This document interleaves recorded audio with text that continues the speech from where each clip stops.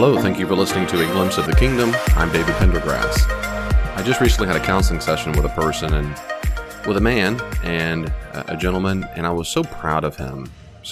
He, like most men, is not good at processing sadness and grief, and he's been through a lot of things in his life, a lot of losses, and he's trying to get better at processing that and getting in touch with his feelings. And we were talking about several things, but one thing really hit me again that I've talked about on this podcast before, I'm sure, but I think this is worth hearing again because I say this so often to people. We all have, this is not a novel observation. If you know counseling, you're going to say, of course, David, but I'm trying this as a form of encouragement for the rest of us, just in case you're not aware of this, or maybe if you are, maybe to hear it again is encouraging. We all have core beliefs, really core beliefs about how we see ourselves, how we see the world. And those beliefs can be true, they can be false, but they are in us. And sometimes it's difficult to discover what those beliefs are because we've spent so much energy judging ourselves or discounting our own feelings and beliefs that it's difficult to figure out what it is we really do believe. And oftentimes, those beliefs are based on a fear. And the problem with fears, of course, fears can be rational, that is based on reality. There really is a bear in the room. I'm scared of bears or a spider or whatever. And they can be irrational, which is there is no spider in the room, but I think there is, and so my anxiety is skyrocketing. And we make decisions in life usually based on the beliefs we have, and oftentimes those are driven by a fear.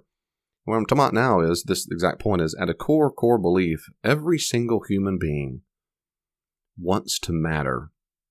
Everybody wants to feel valuable. Everyone wants to feel loved and lovable and valued and valuable. Everyone, and we associate that with mattering to someone, to mattering to the world. And we're all afraid at some core level that we won't matter. There's a deep fear that every human has that we're not going to matter, we won't be valuable, won't be valued, and not lovable, and not loved. What becomes idiosyncratic, but not unique, is that people then decide what to do with those fears and those beliefs. So, for example, we might say, I'm afraid of not mattering, so I do want to matter. So I believe I matter when I do blank, when I am blank. I matter when I'm rich. I matter when I'm working hard. I matter and I'm valuable when I'm productive. I'll be lovable when I make a difference to other people. I'm valuable when I'm married. I'm lovable when I have children. I'm valuable when I take care of other people. I'm a caretaker. I'm a rescuer, whatever it might be. And when those beliefs, those core beliefs of how we self-identify, frankly, how we see ourselves, they drive so much of our behavior. And it's a real legit need that we have. And when those needs do not get met and those real fears don't get addressed and validated, we can make some really unhealthy and sometimes sinful choices because we're just trying to get these needs met. And it's common in churches, humbly in my experience, for people to go straight to, yeah, you're just sinning. You just need to repent of that sin, get God's forgiveness, and stop sinning. Well, it's true that people should stop sinning. Of course it is. But oftentimes our behavior is not driven by a desire to sin. It's typically driven by, in fact, by a desire to get some deep need met. And for so many people, the need is, I need to feel valuable. I need to feel lovable. I need to feel like I matter. And so I'm so afraid of not getting that, that I feel anxious. I feel stressed. And sometimes we have compulsive behavior that manifests itself because we're trying to get those needs met. So here's some tests. Sometimes it's difficult without a therapist or counselor to try to help you on this, but sometimes a good test would be ask the question, try to finish this sentence. Try to finish it in a sentence. So give yourself time and permission to pause for a little bit. And don't overdo it, overthink it, but ask yourself this question, or fill in the blank, you might say. I matter when. I'm valuable when. I blank. I'm lovable if I. What's difficult here is oftentimes we've never done it this way, never thought about it. But secondly, we're going to go straight to our defense mechanism. We're going to start discounting ourselves. It doesn't matter. You know the difference. Oh, that's just silly. It's difficult sometimes to get the critical voices in our mind just simply to shut up. And you have got to get yourself, if you want to be healthy, you've got to get to a place where you give yourself permission to really address the beliefs you have, regardless if they scare you, regardless if you think they're bad, regardless if you think they're negative, regardless. They're just beliefs. They're in you. And the first thing we need to do is try to address what they are. And many people think that they matter or they're valuable when blank, just fill in the blank, whatever that is. If there's anything whatsoever that's in your blank after you say the words when blank, when I blank, then you have a deep-seated conditional love of yourself. It's just like telling a young child inside of you, because we all have these children inside of ourselves, and typically it's a wounded child. It's just like telling you, yourself, you don't matter unless you're doing blank.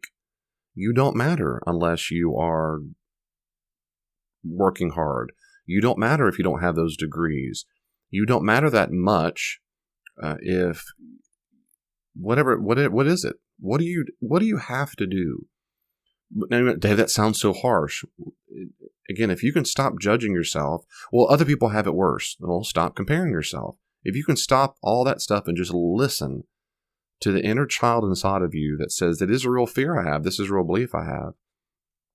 And then realize what you're doing is, if you keep the belief in you, one more time, it is just like you are telling yourself, you don't matter until you do these things. That's conditional love.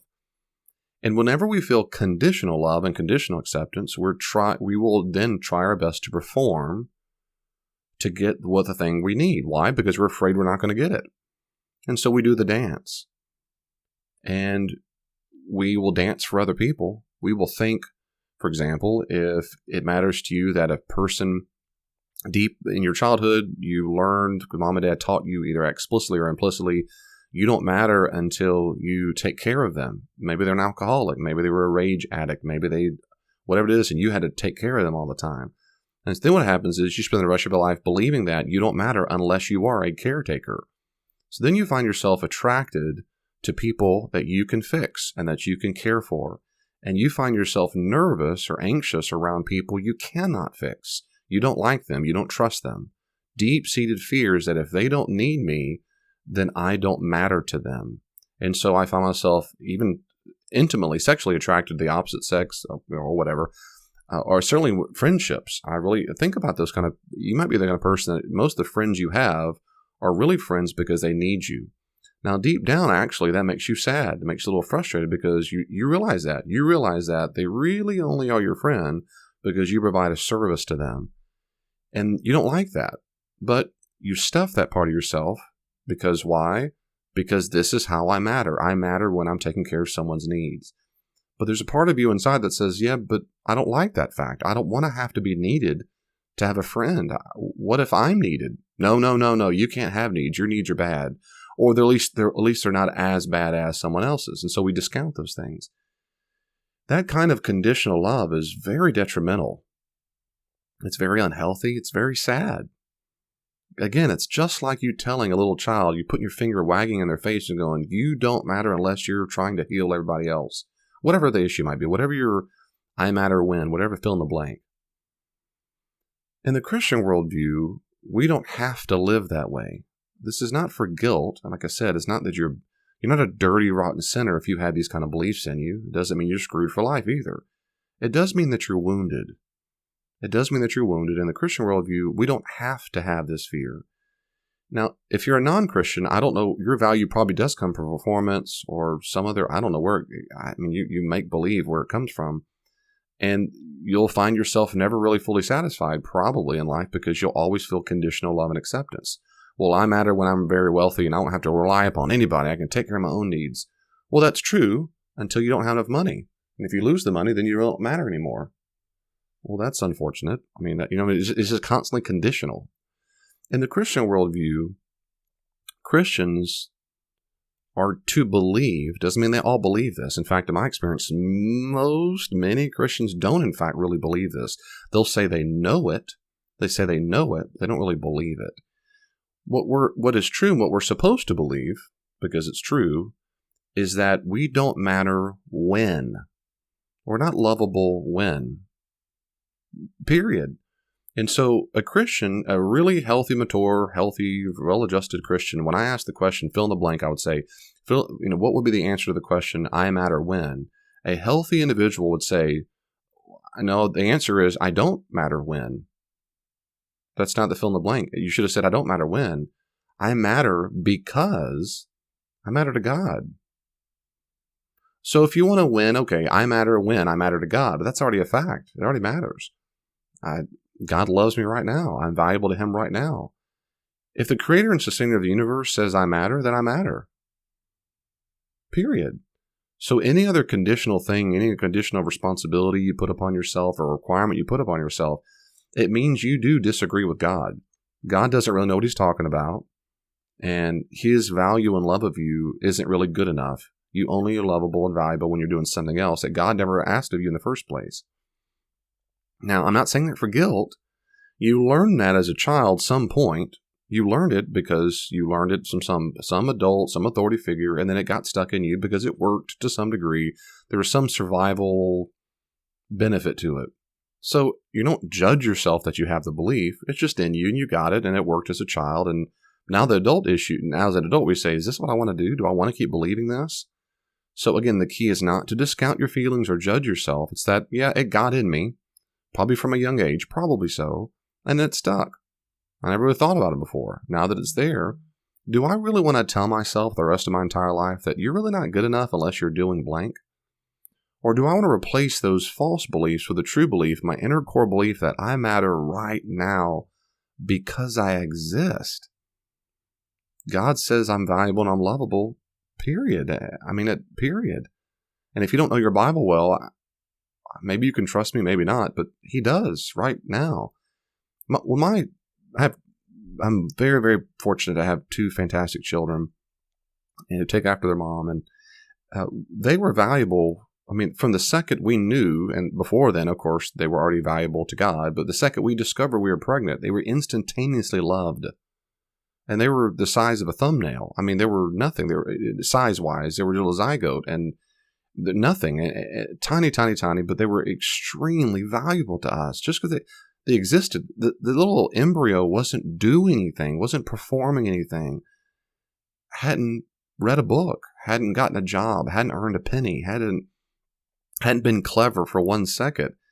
And then as he or she, my son or daughter, grew inside their mom, they weren't more loved. They weren't more valuable because, well, now they have more functions. Now they can eat and drink and suck their thumbs. And then they came out and become, I don't love them more. Now, the second I knew they existed, they were Pendergrass and they're my child.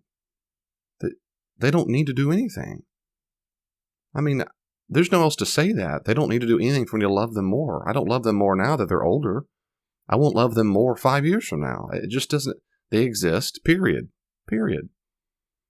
And if I told my children as they were growing up, you don't matter until, you only matter when you're scoring great grades on your tests and exams. You're only valuable when XYZ. That would be horrible emotional abuse. It would be horrible emotional abuse. And a lot of us have heard that as children. You might have heard that. That's exactly what I was told, David. I didn't matter and I wouldn't matter, whatever. And your parents, to say such despicable, horrible, sinful things is wrong. What you deserve to be told, what you deserve to have been told, was the exact opposite, which is, I love you, I'm proud of you, you matter to me right now. You don't need to do anything to earn my love. You have it. You came into this world in a blanket of unconditional love and acceptance. I don't have to accept all your behavior. I don't accept my own behavior. But I love you and accept you. And that's exactly what we're supposed to say to ourselves. To ourselves. We picture ourselves as a young child and we put them up on, because I'm a boy, so I'm a man, so I'll put a young David on my lap and say, I love you. You don't need to do anything. And maybe in the past I used to tell you, I didn't mean to, but maybe in the past I used to tell you, you don't matter and you're not welcome here until you are performing well. Or maybe you don't matter, and I used to tell you this to you, that, well, I don't really want to talk to you and I'm not going to give you attention unless you're doing blank. And I shouldn't have done that. And I'm sorry that I did that. I'm very sorry that I said those things to you and I ever allowed that to be in your belief system because it shouldn't have been there. Now, at the time, when we were younger, you and I believed that because we were taught that, and we should never have been taught that. That wasn't our fault. It wasn't our fault. But now that I know it's in there, and I'm going to do my best to make sure you don't hear that ever again from me, that I accept you as you are. And see, when we don't accept our own selves, when we have that kind of conditional love and acceptance, it feels very unstable and very scary on the inside. And we all know what that feels like. So really healthy people, whatever that looks like to you, or that sounds like to you, they do accept themselves. They have unconditional love of themselves. That it's okay not to be okay. It's okay to be in a bad mood. It's okay to be sad. It's okay to be scared. It's okay to be stressed. It's okay to be happy. It's just the whole realm of emotional states are okay. It's okay. And we don't judge ourselves all the time. And you shouldn't be ever feeling that or thinking that. Well, sometimes we do. Yeah, okay. Well, I don't want to live there. Yeah, okay. I won't live there. But I want to give myself the due attention. And I want to make sure that I know deep inside from now on that I'm loved and I'm lovable and I'm valued and I'm valuable and I matter to my Creator. I'm the son of a king. Or I'm the daughter of a king. I'm a prince or princess, period. And I mattered to Him before I was even created. When I was born in my mother's womb, I came out just fully enveloped in His love. Period. Now, He doesn't have to like all my behavior, and He doesn't. We have a word for that called sin, and He has a remedy for that sin. But He loves me. Yeah, even me. And I don't need to perform for anything, for anybody, before He loves me more. Period. And so I'm going to try to take that exact same grace that God gives me, that kind of safety that I am experiencing now. It's true. It's a fact now. And I'm going to extend that to myself. And so on the inside, I'm going to stop demanding that I perform. I'm going to stop demanding that. I don't need to do blank before I love myself and I'm valuable. Not anymore. I'm going to give up. I'm going to let that go. I'm going to let that go, and I'm going to drop into that like a high rope person flinging around. They when they're done practicing, they deliberately fall down in the big net below them, a big, soft, springy net, and they just bounce and bounce and bounce and then roll off. That's God's love for me, and that's my love for myself. Jesus said, love your neighbor as you love yourself. So that's what we need to do. And we can. If that's hard for you, you're just wounded. If that seems impossible, you're just wounded. If that's difficult, you're just wounded. That's all. And you can get better. You can get time. You probably need some good counseling, good therapy. There's some good books on the issues and so forth, good videos on YouTube. But it does take time. But you can get better. You can heal. And it starts by giving yourself permission. It starts by stop judging yourself and discounting your own feelings and thoughts. And but really giving the inner child the chance to speak up. Speak up. And give that inner child a chance to say more. No matter how scary it might sound when it comes out, when you're writing on your journal page, just let him or her feel. And then whenever I'm afraid I won't matter if I don't do blah, blah, blah, we'll say more about that. I'm afraid I won't matter if I'm not doing very well. I'm afraid I won't matter to anybody if I'm not the perfect mom or the perfect dad. Okay, well, I'm so sorry you're afraid of that. I'm so sorry that you ever believe that. But you're not more valuable and lovable when you perform. I love you right now, and I can't love you more. And so anyway, it starts with that. So if you want more tips on that, let me know. Otherwise, find you a good Christian therapist and get to work on that and figure out what the roots are, and you can heal. God bless you. See you next time. Well, the conversation isn't finished. You can always reach out to me on social media. Are you on Facebook? I am too. At Glimpse of the Kingdom. Glimpse of the Kingdom on Facebook. Be sure to like it and you can see updates there. Also, if you're on Twitter, check me out at Dr. D. Pendergrass, at Dr. D. Pendergrass, or at Glimpse the King, at Glimpse the King. And I try my best to respond to comments and questions on there as quickly as I can. If you want more, there are many more resources on the podcast and my blog. Go to my website, davidpendergrass.com, davidpendergrass.com, and you can see a full list of the podcast, and my blog is available for free. Are you active in a church right now? I'd be happy to come out to your church and do all kinds of classes and workshops there. Check out davidpendergrass.com, davidpendergrass.com for more information. And may God in His great grace give you even just a glimpse of His kingdom this week. See you next time.